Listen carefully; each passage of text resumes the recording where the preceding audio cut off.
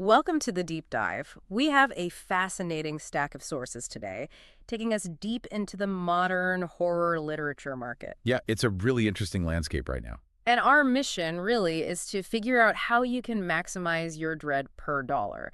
We're going to navigate everything from the glossy previews of the most anticipated 2025 major releases Right.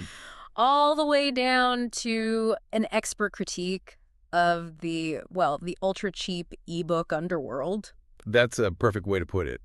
We are essentially dissecting two highly specialized yet very different economies of terror. Okay, so break that down for us. On one side, you've got the prestige market, the highly anticipated full-price blockbusters that, often command an $18 to $20 pre-order price tag. Right. But then on the other side, we have this volatile, very strategic world of 99-cent sales. It's all driven by indie authors and small presses. So we need to understand the mechanics of both. Exactly. And crucially, what themes are set to dominate the genre and haunt you for the coming year. All right, let's start there with the polished face of 2025 horror, the high-profile dread. The big budget stuff. These are the books major publishers are betting big on, and what's immediately clear from this list is that institutional power and witchcraft seem to be the prevailing anxieties driving the early releases. Oh, absolutely. It's not just spooky cabins anymore. It's systemic horror. So where do we see that first? You see that narrative front and center with Grady Hendrix's Witchcraft for Wayward Girls. It hits shelves on January 14th, 2025. Okay. It's set in 1970 St. Augustine, Florida, specifically in a place called the Wellwood House. This is just a cruel institution designed to hide unwed mothers. Wow. Forcing them to give up their babies and just suppress all that trauma. And in power dynamics, that's what makes this sound so compelling. You have this 15-year-old Fern who arrives completely powerless. Totally at the mercy of the system. But the narrative hook is that she gets an occult book on witchcraft from the librarian, and that just fundamentally flips the script. It does. It uses the supernatural to critique these historically abusive power structures. It's asking, if society claims to know what's best for you, what dark tools are you justified in using to fight back? That's a powerful question. And that thematic connection, the institutional control and generational dread, it seems really strong this year. It is, and it carries right into Silvia Moreno Garcia's The Bewitching. That's due out July 15, 2025. And that one expands the idea into academic settings, right? Yeah, exactly. It suggests that a malign, inescapable force haunts specific places and, lineages. So this one sounds like a really intricate mystery. It spans centuries. You have Minerva, a grad student in the 90s who's researching this obscure author. Beatrice Tremblay. Right, who wrote macabre tales during the Great Depression. And Tremblay's famous novel was inspired by a true story of a roommate who vanished from the very same university. And that's what's so fascinating, the way the narrative keeps pulling back to connect the past and present.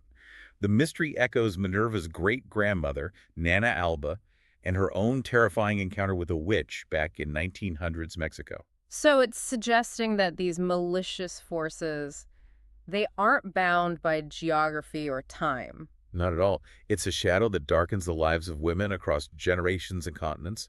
It links 1990s academia, Great Depression literature, and 1900s folklore. Beyond that really powerful witchcraft thread, we are seeing some genuine diversity in concept. Oh, for sure. Craig DeLuise, My Ex, The Antichrist, that's coming July 1st. It seemed determined to throw every high-stakes concept into a blender. I mean, a 1999 battle of the bands, murder, prophecy, and the literal apocalypse. It's just high-energy, Y2K-fueled chaos. And we see that geographic and cultural depth continuing with Pochica by Carolina Flores Sorciero, set for May 13th. This one anchors the terror in a very specific, legendary location. It does. An opulent mansion perched above the stunning but treacherous Salto del Tequendama waterfall in Colombia. The plot revolves around family tragedy and this malevolent entity known as La Casona. So it's weaving Colombian folklore directly into the haunting. Not exactly. And we absolutely have to mention Stephen Graham Jones's The Buffalo Hunter Hunter, March 18th. Yes. This is a concept designed to just stick with you. It really is. It confronts a specific historical tragedy with brutal supernatural retribution, an American Indian revenge story. All driven by the discovery of a Lutheran pastor's diary that reveals a massacre of 217 Blackfeet and the entity seeking justice. Is a vampire haunting the reservation fields. It's a phenomenal example of using horror to explore themes of historical justice and cultural memory. These major titles are investing heavily in complex plots, diverse settings, and big ideas. They're aiming for prestige. Okay, that gives us a clear picture of what the major publishers are valuing at, $18 to $20. But now let's swing hard in the opposite direction To the other economy. to the analysis of the ultra-low priced ebooks, where a low price absolutely does not mean low quality. This is where we get into what I call the ephemeral economy of terror. It's all driven by the 99-cent price tag, which is not a casual decision. It is meticulously calculated. Oh, wait, hold on.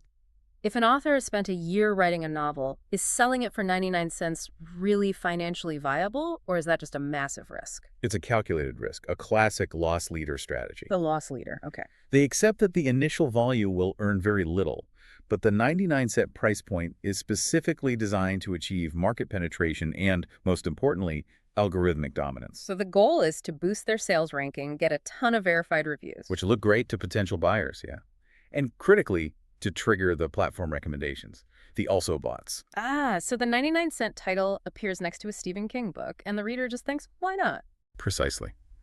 The low price hooks the reader on volume 1 of a series, like, say, of Sudden Origin Saga Book 1, and then the hope is that they'll be hooked enough to buy the full-price sequels at $7.99 or $9.99. So the initial sale is purely a marketing expense. It is. It's designed to generate long-term income. So the catch for the savvy reader is the deal volatility. You can't just wait for the price to drop. That is the crucial point. These low prices are rarely permanent. They are strategic promotional spikes that might last 48 to 72 hours. We found specific deal dates for late November 2025. And if you miss that window, The price jumps right back up, sometimes to $10 or more. Securing these requires planning. which raises the essential question for you, the listener. What kind of dread are you actually getting for under $1? Are these high-caliber scares? They deliver concentrated, specialized terror. Because they aren't aiming for the mass market, indie authors can focus intensely on niche subgenres. They can appeal directly to sophisticated horror fans who know exactly what they want. So let's break down that bargain catalog. Let's start with the intellectual assault. Cosmic and existential dread. Right. These are the high-concept stories that attack your sanity rather than your body. Sanity-shattering revelations. Exactly. And the best example we found is The Oracle of Yugoth, which is scheduled for a 99-cent deal on November 20th, 2025. That title immediately screams Cthulhu mythology. It does, and it leans right into it. It's a chilling tale of how venturing too far into deep space shatters human perception, erodes identity, and distorts reality itself. And these stories thrive in the low-cost model because the core concept is the main driver. It is. You don't need lengthy world building. What I find fascinating is how they leverage contrast. We see that deep cosmic terror mixed with, well, the ultimate symbol of comfort in Dead for the Holidays. My 99-cent deal on November 27th.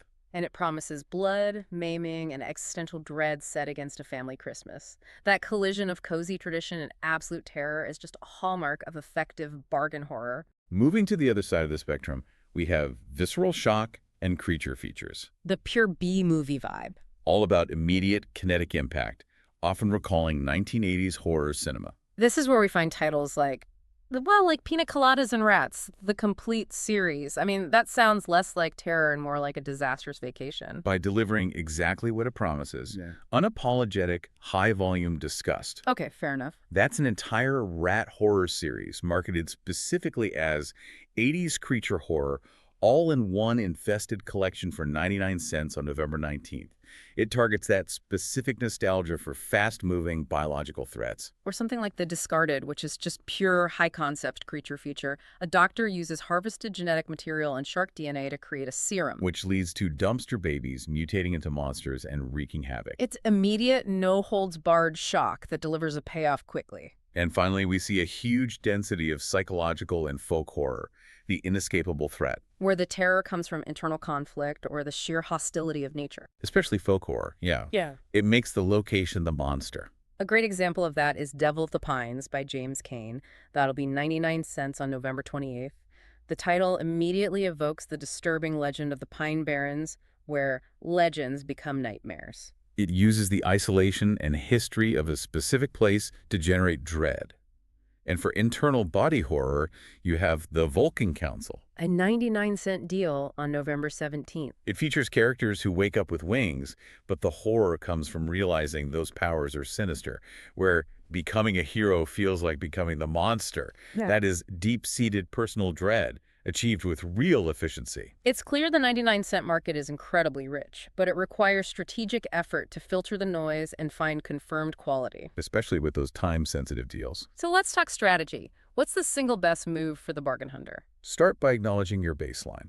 The permanently free classics, works like Dracula, Frankenstein, and the collected stories of H.P. Lovecraft are foundational horror. They're always free in the public domain on sites like Project Gutenberg. But we've all had that experience, right? You get a free text and it's just full of typos and broken chapters. It ruins the immersion. It does.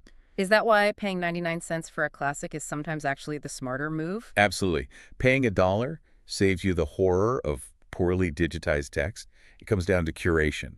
You're paying for clean formatting, proper indexing, maybe some supplementary features. And it allows authors and publishers to monetize those classic texts in clever ways. Right, and the best example of this has to be the deluxe commentary editions of Dr. Jekyll and Mr. Hyde and Frankenstein. Yes. They take a public domain text and add immense fun value by featuring never-before-seen commentary from the villains themselves. Mr. Hyde in one, the monster in the other. It's a brilliant value add. Beyond the classics, you have to seize those moments of just staggering ROI during the promotional spikes. Give us some examples. The perceived value is huge. Yeah. We saw the Naughty Corner reduced from $15.99 down to 99 cents. That's a $15 savings. Whole. A small-town horror novel went from $14.99 to 99 cents. So these are books that command a full-price hardcover cost, just temporarily slashed for a strategic boost. Exactly. And you shouldn't overlook the free titles that have already proven themselves with social proof. Like Linden by Frank Tale. An undead survival thriller. It's free and has over 6,000 five-star Amazon ratings. That confirms its quality. An infinite ROI, really confirmed by thousands of readers. One final point on maximizing that return on investment, the format. Yes, many effective 99-cent deals are for shorter, high-impact novellas. You should seek these out. Because that concentrated dread in a 100-page format can be more intense than terror diffused across 400 pages. It's a perfect quick hit for maximum emotional effect. So we've mapped out two coexisting worlds today. The high production anticipation of the 2025 major releases and the highly accessible, strategic, volume-focused bargain market. And the key takeaway is that horror literature is really experiencing a golden age of accessibility and diversity. The difference between a high-profile $20 release and a 99-cent gem often comes down to marketing strategy. Prestige versus market penetration. Not necessarily the core conceptual strength of the story. The commitment of indie authors to specialized niche horror means that you, as a sophisticated fan, can curate an enormous, high-quality library without ever breaking the bank. So, you now know the key release dates for the major horror events of 2025, and you understand the complex pricing algorithms that govern the low-cost market. This leaves you with one final provocative thought. The ultimate terror is not what you read, but the dread of missing the perfect deal. If high-caliber dread is available for free, or for less than $1, does that sheer abundance fundamentally change how we value a story's capacity to truly haunt us?